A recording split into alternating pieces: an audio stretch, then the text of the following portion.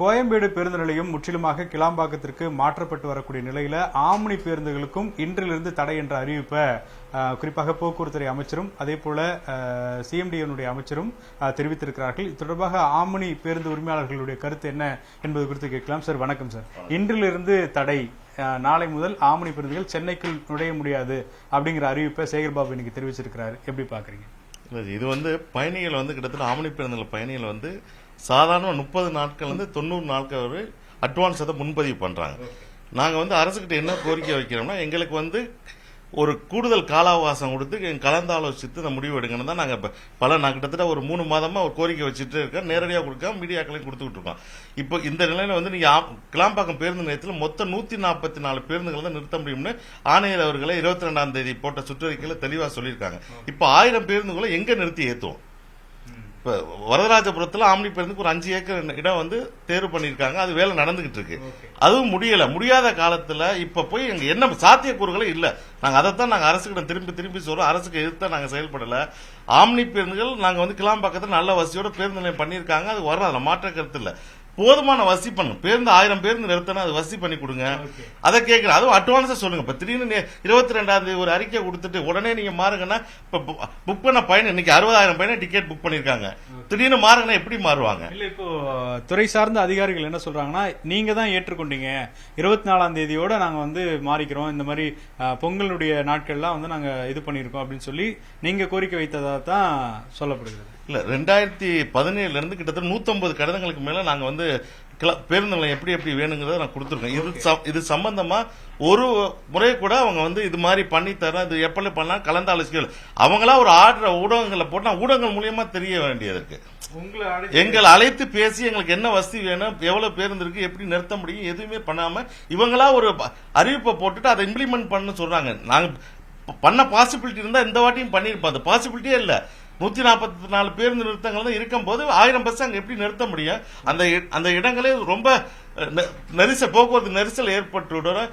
இன்னொரு விஷயம் இருக்கு. 2002 நாங்க ஒரு உயர்நீதிமன்றத்தில் ஒரு வழக்கு தாக்கல் பண்ணி 2003 ஃபர்ஸ்ட் பெஞ்சில் ஆர்டர் ஆயிருக்கு.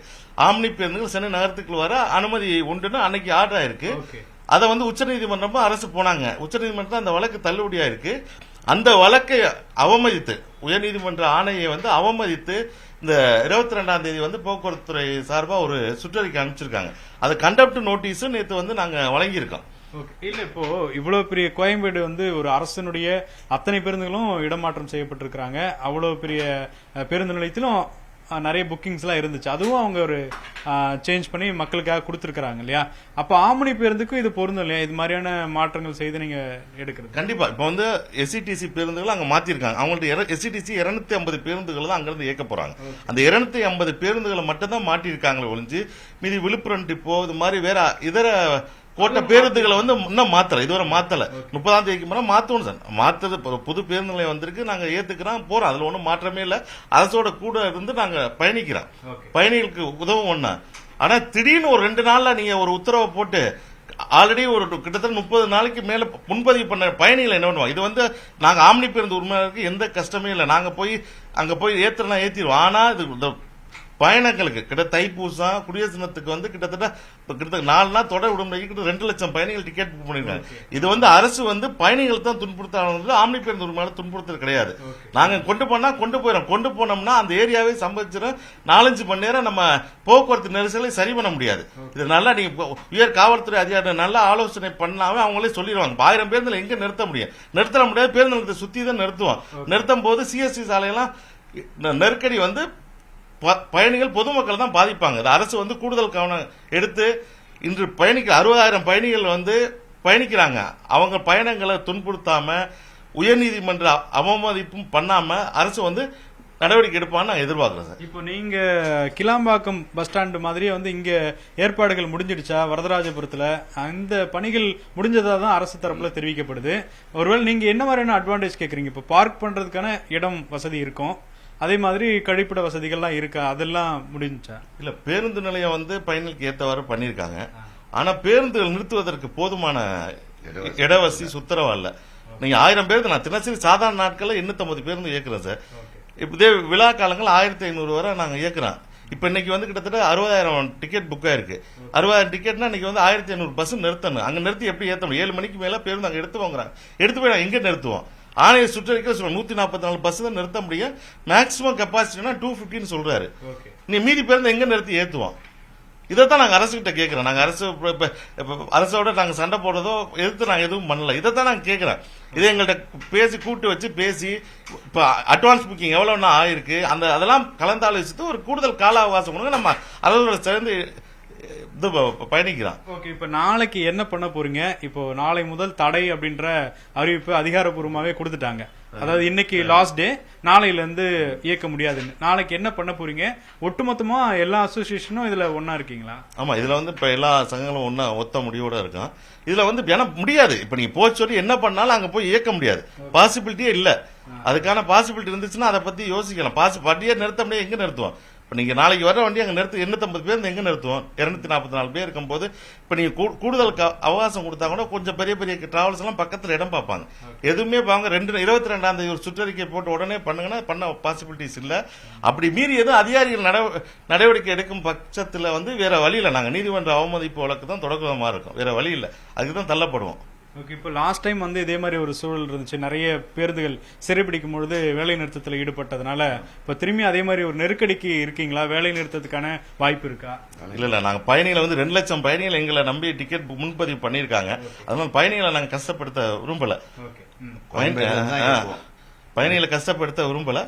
பயணிகளை பாதிக்காதவன்னா அரசு வந்து இதுல செயல்படணும். இதை வந்து முதல்வர் உடனடியா தலையிட்டு இந்த பிரச்சனை வந்து பயணிகள் பிரச்சனையா பார்த்து இதை வந்து கூடுதல் கால அவகாசம் கொடுத்து எங்களுக்கு தேவையான வசதியை பண்ணி கொடுத்து அங்க மாற்றணும். நீங்க கேட்கிற மேக்ஸிமம் டைம் எவ்வளோ? இந்த 30 days நீங்க அந்த புக்கிங் வரைக்கும், அது வரைக்குமா? 3 மாதம். அரசு சொன்ன மாதிரி நாங்க போறதுக்கு தயாரா இருக்கோம் கிளாம்பாக்கம். பட் எங்களுடைய பேருந்துகளை நிறுத்துவதற்கான இதுவும் ஓட்டுநர்களுக்கு தங்குவதான இடமும் வெஹிக்கிள் மெயின்டெனன்ஸ் பண்றவர்களுக்கு அந்த அளவுக்கு இடம் இல்லை. அனைத்து பேருந்துகளும் அங்க நின்னா அந்த ஏரியாவே ஸ்தம்பித்து போயிடும். இது செங்கல்பட்டு வரைக்கும் நிற்கும் கியூ. சரி, எங்களுக்கு முறையான இடங்களை ஒதுக்கி நிறுத்துவதற்கான பண்ணி ஓட்டுநர்கள் இதை நைட்டு முழுவதும் ஓட்டிட்டு வராங்க.